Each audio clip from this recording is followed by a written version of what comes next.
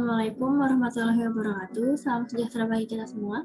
Selamat datang di Rocky MP, Komunitas Kajian Ilmu Manajemen Pendidikan yang dibina oleh Pak Amril Muhammad, selaku dosen Prodi Manajemen Pendidikan Universitas Negeri Jakarta. Perkenalkan, saya Afifah Yasmin, mahasiswa Prodi MP UNJ Angkatan 2020A.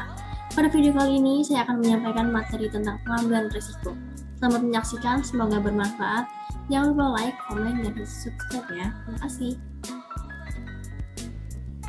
Risiko oleh saya, Afifah Yasmin Baskoro, kelas MP 2020A, NIM 11036201008. Pengertian risiko. Bagi seorang wirausaha, menghadapi risiko adalah tantangan karena mengambil risiko berkaitan dengan kreativitas dan inovasi serta merupakan bagian penting dalam mengubah ide menjadi kenyataan.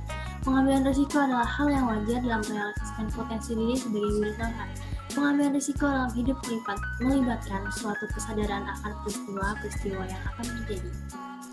Jenis risiko pun ada beragam. Yang pertama ada pure risk, yaitu risiko di mana kemungkinan kerugian ada, tapi kemungkinan keuntungan tidak ada. Lalu yang kedua ada risiko spekulatif, yaitu risiko di mana individu atau organisasi mengharapkan terjadinya kerugian dan juga keuntungan. Lalu ada bentuk-bentuk kerugian dari risiko, yaitu ada pertama kerugian langsung, yaitu jumlah nominal yang harus ditanggung akibat dampak langsung dari risiko yang dapat terjadi.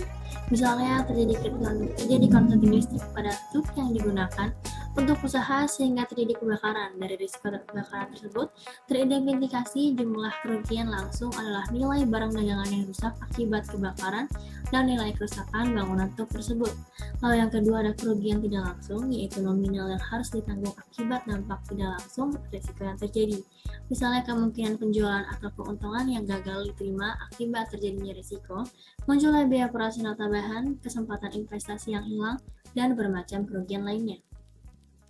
Lalu ada pengelolaan risiko. Yang pertama itu harus dikontrol, yaitu upaya-upaya yang dilakukan agar probabilitas terjadinya risiko yang kita identifikasi menjadi berkurang. Mengontrol risiko juga dimaksudkan untuk mengurangi dampak mungkin terjadi. Lalu yang kedua ditransfer kepada pihak lain, yaitu upaya-upaya yang secara sadar dilakukan untuk memindahkan risiko yang kita hadapi terhadap pihak lain. Lalu ada yang dibiayai sendiri, yaitu upaya-upaya mendanai dampak yang ditimbulkan oleh risiko. Dalam konteks mendanai risiko ini terdapat dua cara, yaitu dengan cara menyiapkan dana cadangan atau allowance khusus untuk mendanai risiko atau tanpa membuat dana cadangan. Lalu yang keempat ada dihindari, yaitu tindakan secara sadar untuk menghindari risiko yang dihadapi.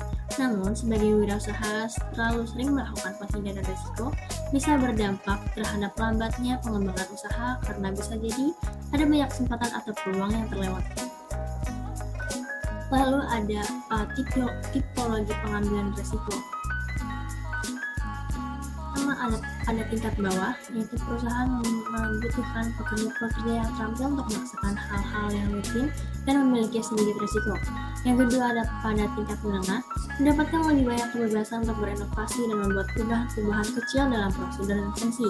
Pada tingkat atas, harus memiliki kemampuan untuk merumuskan dan menerapkan ide-ide kreatif agar berhasil dalam bisnis dan mewujudkan ide-ide mereka menjadi kenyataan. Lalu ada cara-cara menghadapi risiko. Yang pertama, perlu dipahami bahwa risiko tidak untuk menjadi penghambat untuk maju. Risiko harus diambil sebagai konsekuensi yang menginginkan sesuatu yang lebih baik. Lalu identifikasi risiko apa yang berpotensi muncul dalam bisnis. Lalu identifikasi seberapa sering risiko tersebut muncul, identifikasi seberapa besar dampak dari risiko yang muncul tersebut, dan siapkan langkah-langkah mitigasi risiko hanya pada risiko yang dominan atau prioritas.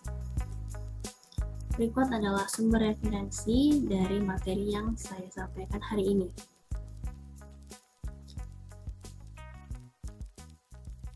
Sekian materi dari saya, kurang lebih bahannya mohon maaf. Wassalamualaikum warahmatullahi wabarakatuh.